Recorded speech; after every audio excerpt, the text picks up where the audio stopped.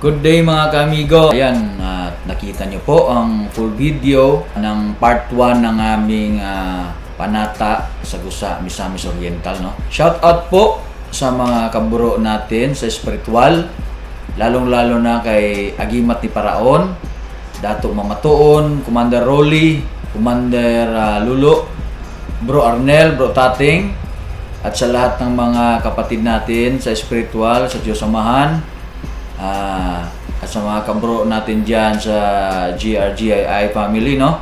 Na yung iba kasama natin sa paglalakbay, kina Bro Carl at Supremo Quiz. Shout out din po sa lahat ng aking mga followers and subscribers dyan. Sa mga hindi pa po nakapag-follow, subscribe na po kayo sa channel natin. And also on Facebook, Amigo Nuts, like and share our videos po. And comment na rin po kayo sa mga tahas na ginawa natin nung nakaraang Semana Santa. No? Ito na po, panoorin natin ang day 2 ng aming panata sa Semana Santa.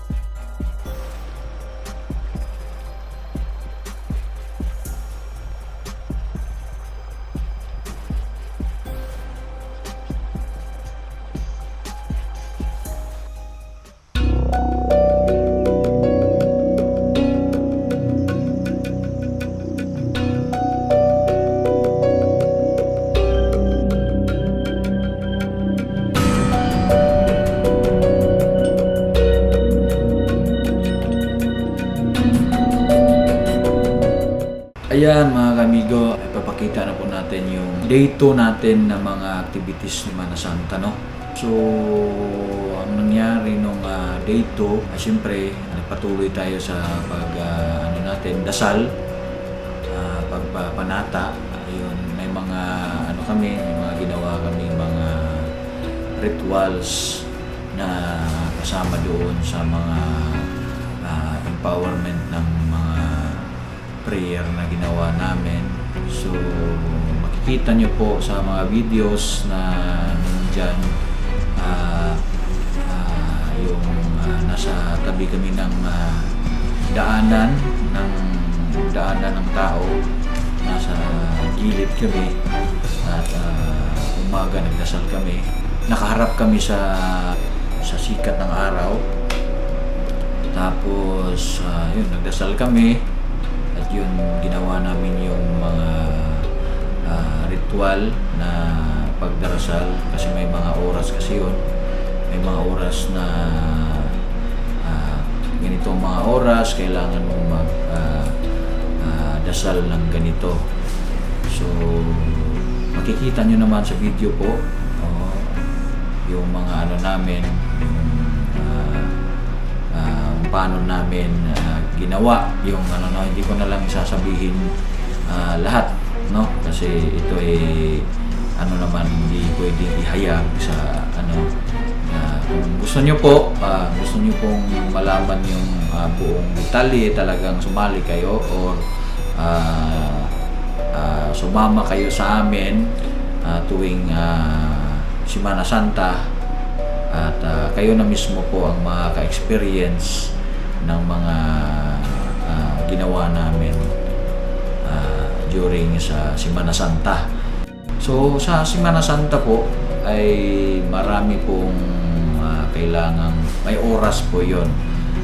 Tulad ng mga sinasabi ko, alas 6, alas 7, alas 8, alas 9, may alas 10 pa po tapos alas 12. So alas 3 naman sa umaga, sa madaling araw, alas 6, alas 7, alas 8, alas 9, alas 10, at alas 12. Ano po yan? Talagang dasal lang po talaga.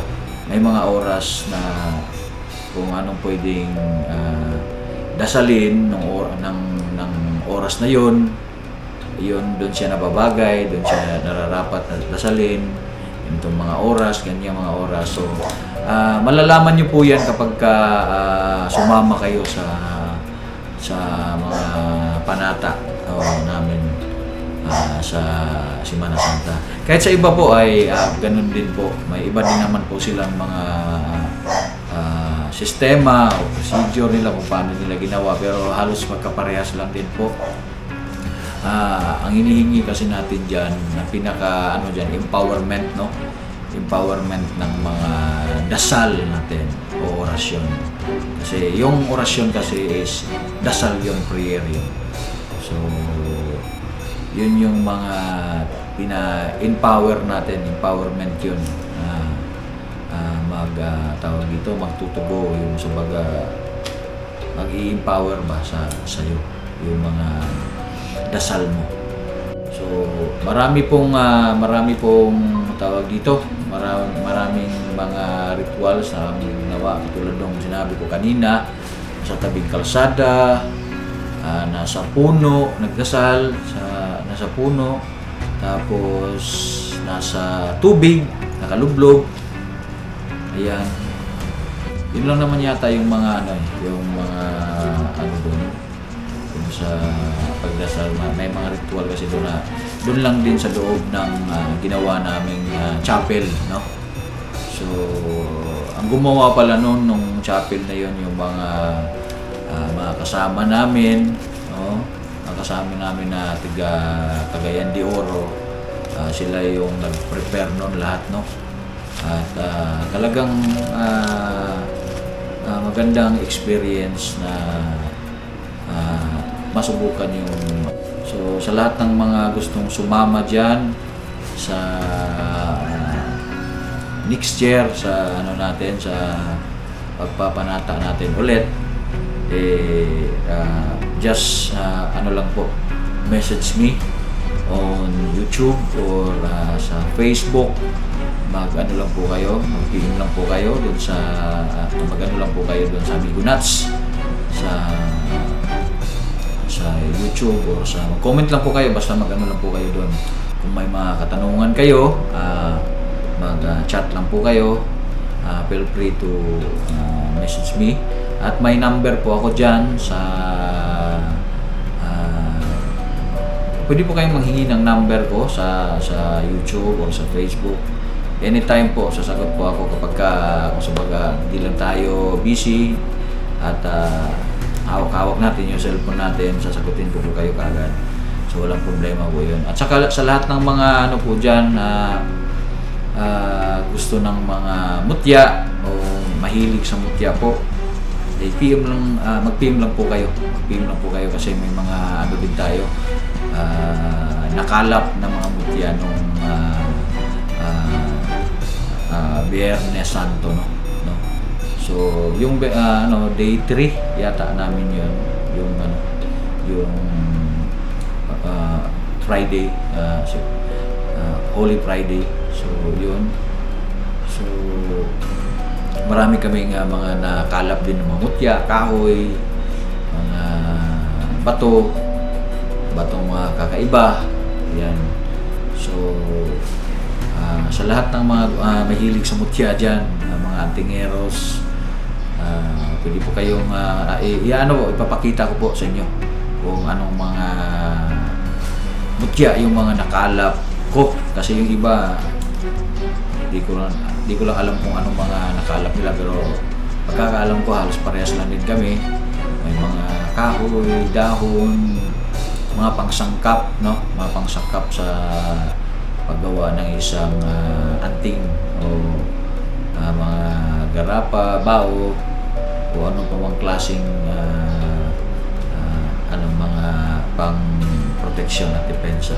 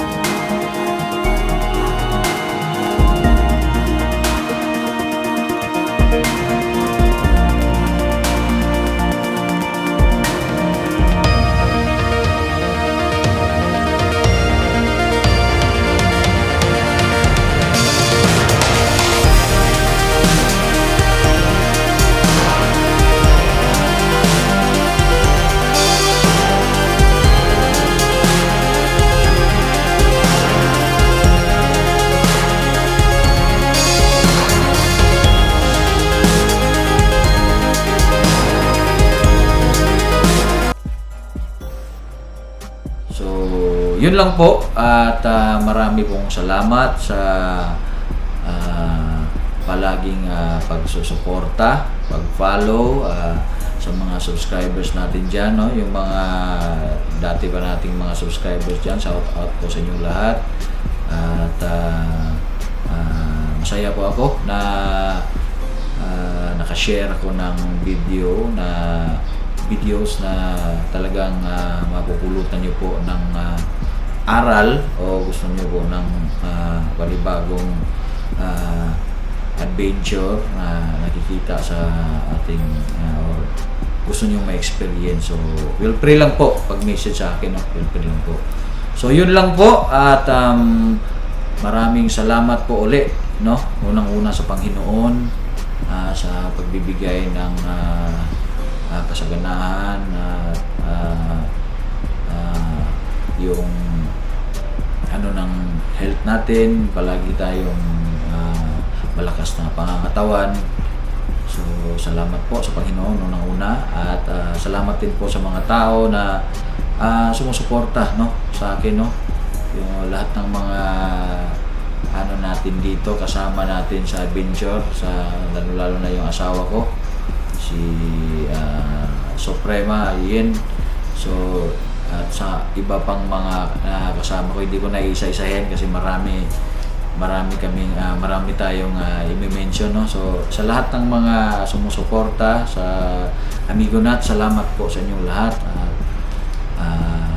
Sana po ay bigyan pa kayo ng Panginoon ng marami pang blessings. At dito na po tatapos po yung ano natin, no? Ang pakita ng mga videos ng day 2 natin sa Semana Santa. So, yun lang po mga kamigo, and God bless us all.